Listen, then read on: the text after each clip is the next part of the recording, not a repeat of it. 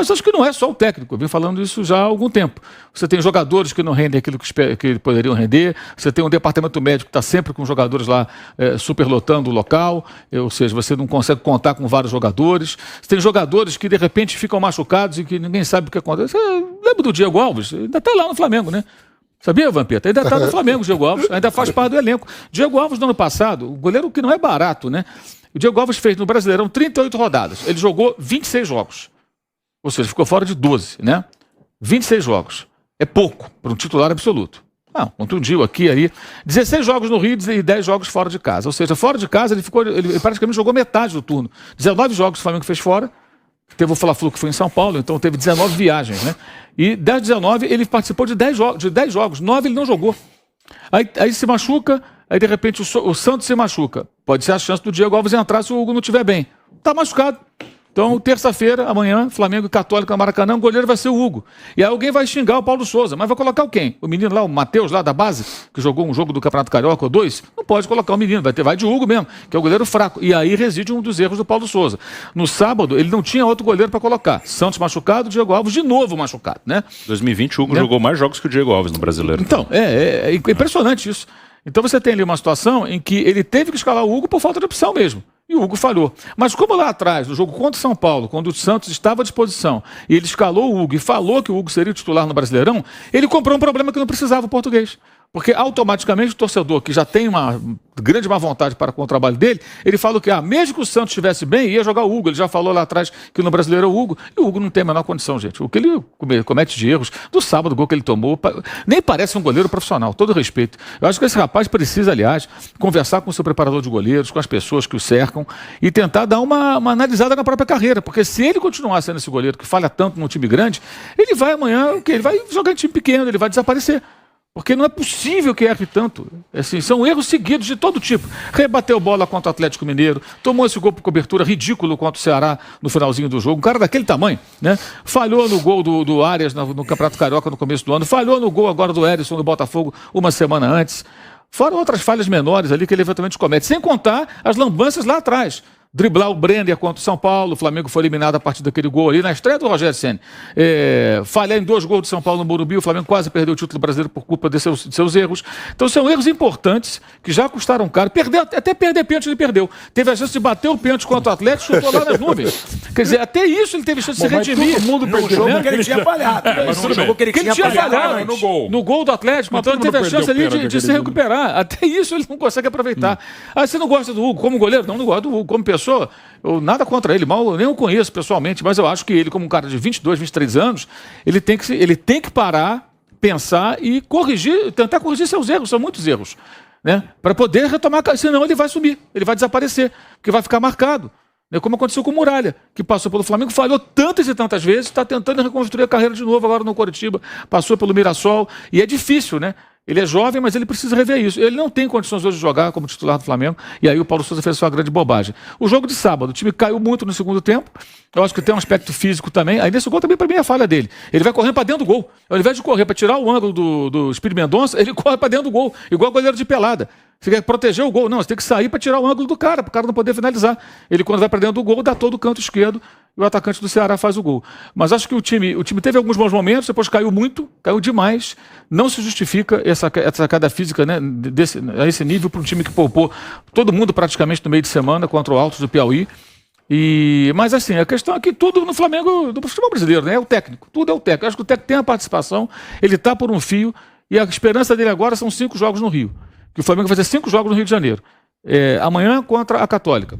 Aí sábado contra o Goiás, brasileiro. Depois joga contra o Sport Cristal, terça-feira da semana que vem, também no Rio. Aí tem o Fluminense, que é mando do Fluminense, mas é no Rio, então não viaja, joga no Maracanã. E na sequência pega o Fortaleza, também no Rio. Ou seja, coincidiu de ter um jogo no Rio, comando, um jogo no Rio sem o mando, mas aí não viaja, outro, e os 2 jogos da Libertadores, como o Flamengo já fez os 3 fora de casa, né? Agora vai jogar 2 partidas em casa, contra uma Católica desesperada amanhã, que vai ter que de alguma maneira sair para o jogo, precisa vencer de qualquer maneira, secar o Talheres, senão está eliminada. A Católica tem que ganhar esse jogo, então não vai poder jogar só se defendendo, em algum momento vai ter que atacar, isso pode ser bom para o Flamengo, se souber aproveitar. E depois contra um time muito fraquinho, né? O pior disparado do grupo, time horroroso lá do Sport Cristal, que a Católica não conseguiu derrotar jogando no Peru, e aí ela se complicou. Então acho que é um cenário mais favorável, né? O Goiás ganhou do Santos, mas o Goiás jogando fora de Goiânia.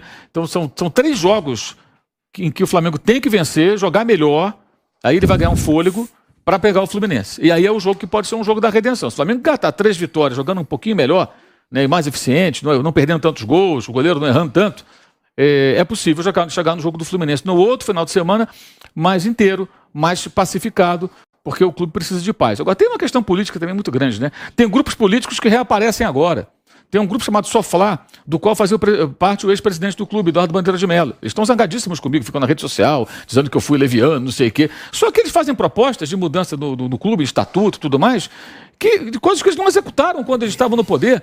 Então, se você está no poder, você não executa, aí quando não está no poder, você está defendendo o Landim. Não estou defendendo ninguém, eu estou dizendo que o Landim está errado e esses caras também estão errados.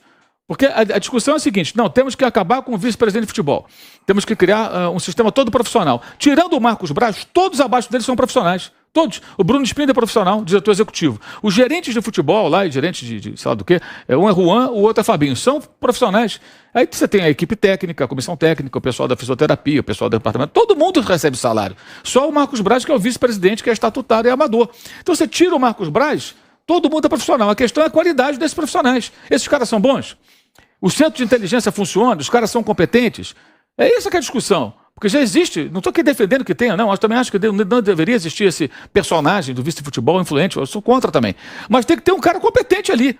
Na época do Bandeira de Mello, o Flávio Godinho era o vice-presidente de futebol. Aí ele se afastou por conta de problemas pessoais que ele teve na justiça e tudo mais, né?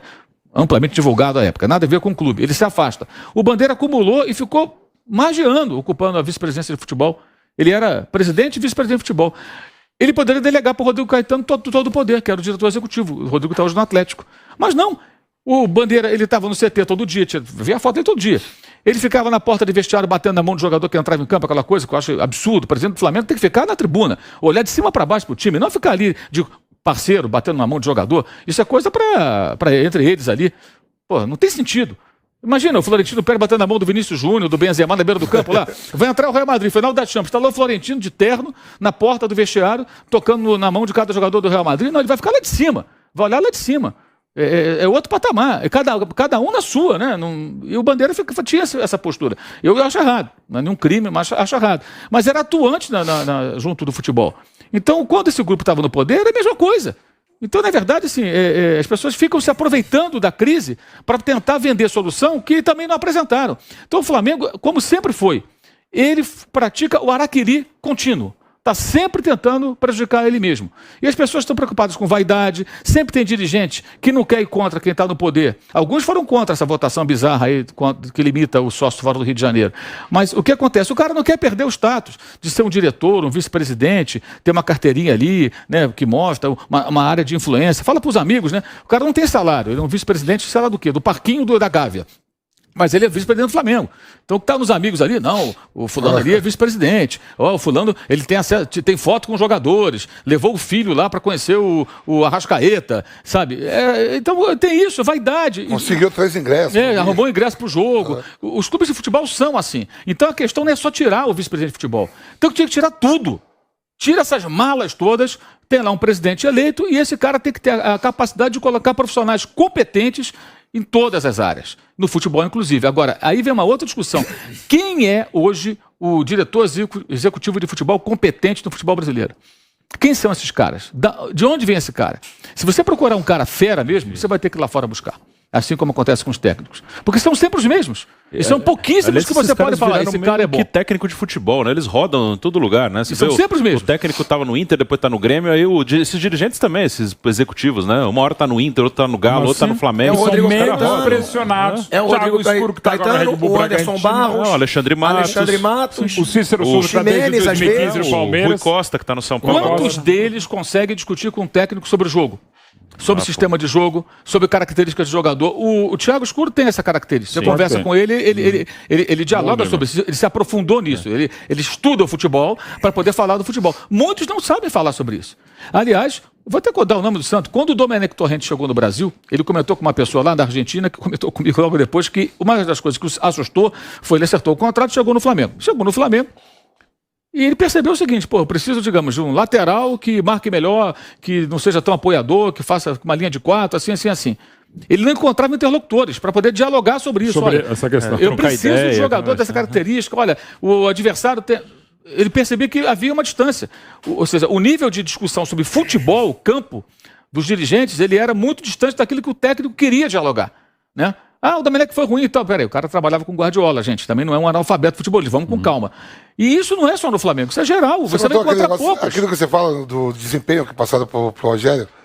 Sim. No jogo, como é? No centro de inteligência. Flamengo Sport Recife. O jogo anterior foi contra o Grêmio. Relatório do centro de inteligência, que são as observações sobre o adversário, bola parada, como é que marca, como é que joga, quem fica no primeiro pau, como é que bate corner, bate na área, bate curto e tal. A análise de desempenho esmiuça o adversário e entrega um relatório para o técnico. E a partir daí o técnico faz os seus próprios estudos e tira as conclusões sobre como vai jogar contra aquela equipe. O jogo anterior do Flamengo tinha sido contra o Grêmio, ia jogar contra o Sport. Aí veio o relatório do centro de inteligência. Aí pedi atenção com os zagueiros do Sport, que avançavam muito na bola parada, Kahneman e Jeromel.